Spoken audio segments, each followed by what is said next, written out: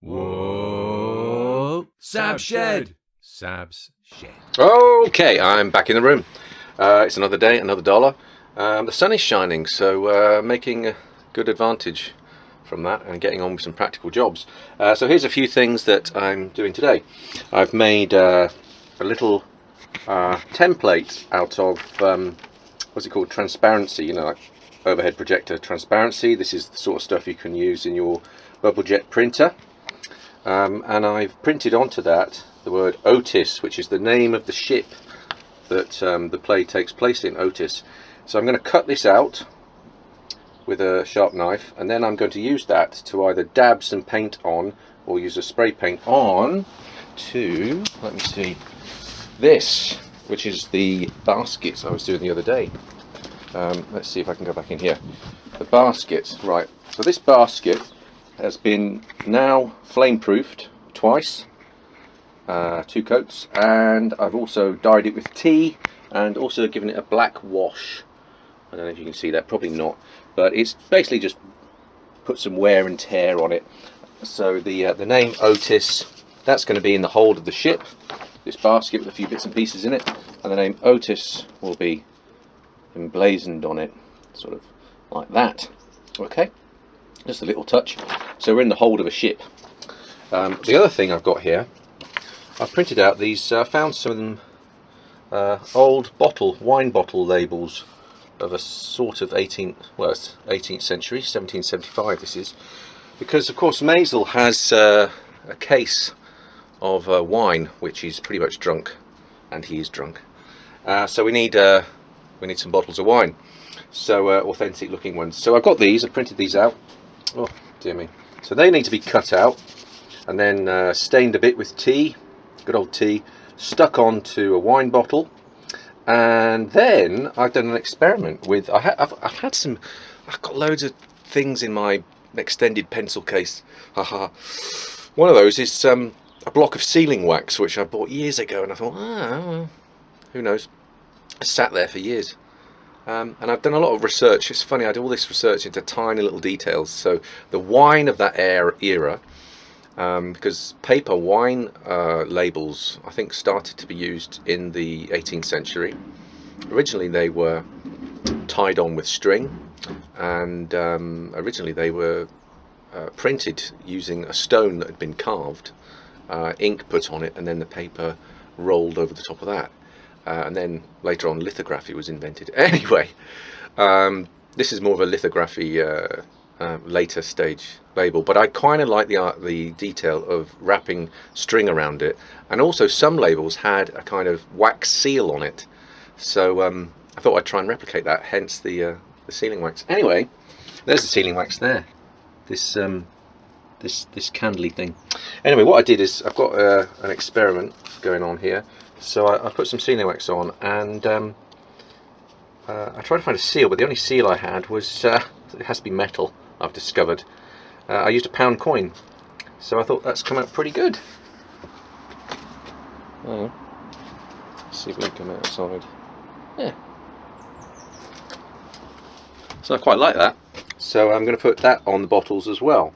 So that's for a later date, but today I'm going to cut those things out, ready. They're all sort of jobs, prep jobs at the moment. So now what else have we got to do? Oh yes, I'll take you outside again. So here I've got all these cardboard corners that I'm going to use to make tea chests. There's just a few of them here, and there's about 4 times this amount, so they've all got to be flame proofed, 2 coats both sides. So I'm going to prep them, and then I'm going to carry on. So see you next time. Hello Turk lovers. What am I showing you now? This is what I meant earlier. Look, can you see this? This is a little reference photograph I've got. These old wine bottles, do you see? With a paper label just tied on with a bit of string. We're talking, I think, 18th century, maybe 17th century even. And then here on this one, you can see this wax seal on the edge of the label. So I'm going to attempt to replicate that.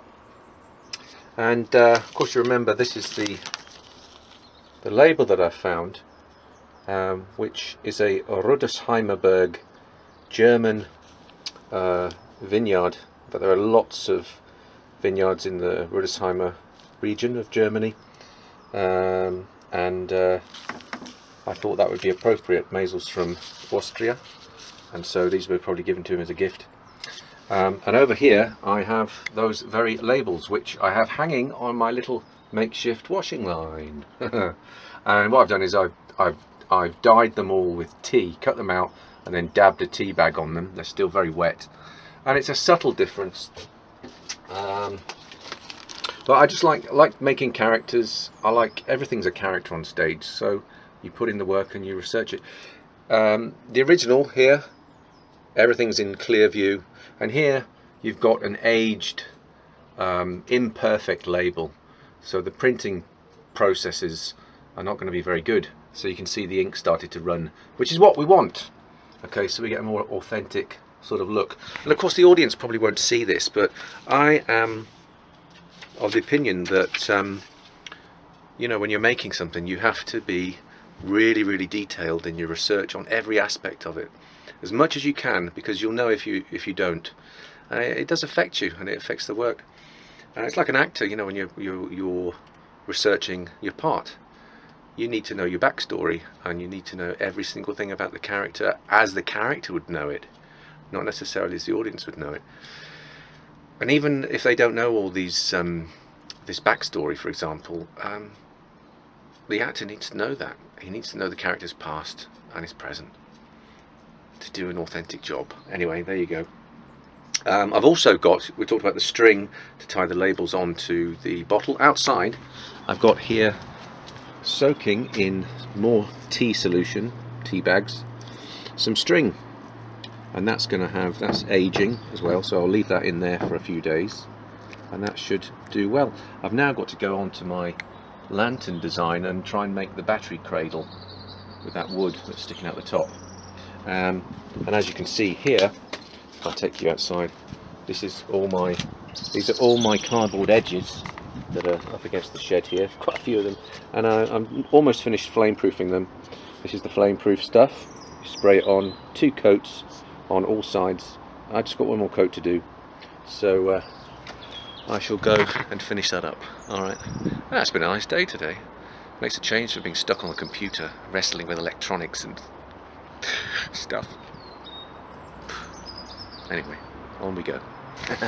Oh, hello there, Turk lovers, Cthulhu lovers, and all lovers in between. Sabaton here. Take a look at this. This is the old test bed, Hector, the Turk test bed. And those of you who have been following me have seen this before. And we got it to work, and now I'm at the stage where I'm trying to completely improve it, but ran into a lot of problems, and it's so messy now. The electronics is so messy that I can hardly make my way through it. I believe that's causing a lot of problems. We've also got more equipment on the other side of the room, which is another story. But I think I've got to the point now where I've got to start rewiring it, taking it to bits and making some more sense of it. So this one uses, the head at the moment has one Arduino Uno on this side, which is linked to another Arduino Uno on the other side, which is linked to an MP3 player here, which is linked to a speaker, and also 2 NeoPixel lights here, one there and one there. Also we've got 3 servos, one underneath that makes it go left and right, and one either side. One at either side. If I'm moving that just below these white bits, there's a servo there and there's a servo there. So there's 3 servos and all, power distribution here, various capacitors and resistors and voltage bridges to make sure the voltage is right, step down and all that sort of thing. It's in a poor state, so I'm now going to try and turn all of this into something hopefully more simpler, using this one new Arduino Mega, which is a bigger size board than the 2 Unos. They're all cheaper clones, but I'm going to try and do that now. So I've got to turn that into something more simpler that fits there. I'm just going to put it all on the bench here. I've got my new servos here, which are Metal Gears, which would be much better than that. These are all mashed up now. So there we are. It's still a massive challenge, this. And I must admit, my brain hurts. My brain hurts! But never mind, because remember, fear does not exist in this dojo, does it? No, Sensei! Defeat does not exist in this dojo, does it? No, Sensei! Do you remember that? Oh well. There you go. See you next time. Well, I'm looking forward to getting in the shed and doing some dirty work. Oh, why? Oh, dear. Whoa! Sab Shed! Sab's Shed.